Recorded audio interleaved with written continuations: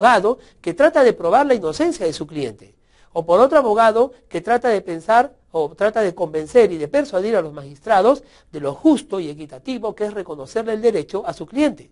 De la misma forma, el otro abogado de la otra parte podrá también argumentar, podrá estructurar un pensamiento y a través de eso tratar de persuadir. Y ese conflicto entre uno y otro entonces generará, ¿no?, un litigio pues abrumadoramente oral, y donde el que maneje mejor, ¿no?, estos secretos de argumentación podrá tener un campo mayor dispuesto a que se le crea el planteamiento de su verdad.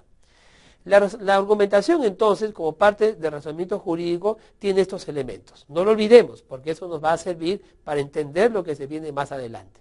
Finalmente tenemos que decir que la argumentación es práctica y también demostrativa, porque es tan dinámica que permite pues ella misma la discusión, permite la controversia, permite la contradicción, permite, digámoslo así, el no reconocer al otro, ¿no? Y decirlo todo, como decimos, ¿no?, en el argot, llevar agua para nuestro molino, ¿no? Entonces esa dinámica de la argumentación nosotros le llamamos que es práctica, porque se manifiesta en la realidad y tiene ese movimiento. Y decimos que es demostrativa porque toda argumentación tendrá por objeto eso, demostrar que mi tesis, mi idea es la más correcta. Vamos con la siguiente diapositiva para seguir ampliando el tema. Bueno, cuando argumentamos tenemos que plantear primeras ideas o ideas mayores. Estas ideas mayores, la lógica jurídica le llama premisa. También tenemos unas ideas menores o ideas dependientes que le llamamos premisas menores. Las premisas son proposiciones iniciales de un argumento y en realidad siempre que vamos a emplear un argumento vamos a trabajar al menos con dos premisas. Una llamaremos premisa mayor, que será siempre la genérica, e identifica la norma o la tesis que vamos a plantear, y la otra será la premisa menor, es decir, aquella que será específica y que hablará directamente de los hechos. En los temas anteriores dimos algún ejemplo de un silogismo lógico, ¿no? Hablábamos de Aristóteles, decía, por ejemplo, el silogismo muy conocido de Aristóteles dice así, todos los hombres son mortales, ¿no? Aristóteles es hombre, Aristóteles es mortal. Como verán, la primera premisa es muy general, ¿no? Dice, todos los hombres son mortales. Y luego viene la premisa menor, que se focaliza más en el hecho que queremos resaltar, que Aristóteles es hombre. Y luego la conclusión, nacida de estas dos premisas, ¿no? La conclusión focalizada en Aristóteles, que dirá que Aristóteles es mortal. Y obviamente algún día morirá. Pero la primera parte es la que nos interesa. La premisa mayor dice, todos los hombres son mortales. No está hablando de Aristóteles, está hablando de una generalidad. Está hablando de la humanidad, del género humano, del hombre, diciendo que este es mortal. De allí saltamos a la segunda idea, o premisa menor, en la que dice que Aristóteles es hombre, y de ahí saltamos a la conclusión, si Aristóteles es hombre, y dijimos que los hombres son mortales, entonces Aristóteles será mortal. Ahora, llevemos esto, más adelante lo vamos a llevar a un pequeño ejemplo, ¿no?, en una norma jurídica. Antes de eso, vamos a ver la siguiente diapositiva. Elementos del argumento. Los elementos del argumento son los siguientes.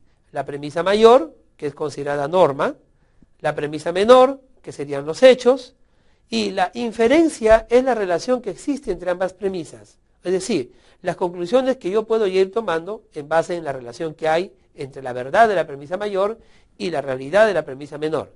Y eso me lleva finalmente a las conclusiones, que es la proposición final. Es decir, una premisa mayor inferida a una premisa menor me llevará a una conclusión y esa conclusión es mi proposición final. El juez hace un trabajo deductivo, eso es indiscutible. Se llama silogismo deductivo. Parte de la norma, la premisa mayor, para llegar a los hechos, la premisa menor. Lo relaciona y eso se llama inferencia, con el fin de llegar a una conclusión que nosotros en razonamiento jurídico le denominamos proposición final. Bueno, ese nombre también se denomina en lógica.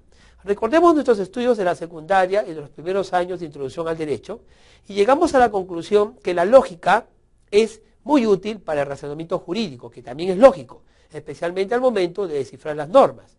Vamos a dar un ejemplo para poder entender mejor y en forma más simple y sencilla esto de la premisa mayor, la menor y la conclusión. Miren, vamos a coger como ejemplo el artículo 106 del Código Penal. Vamos con la diapositiva.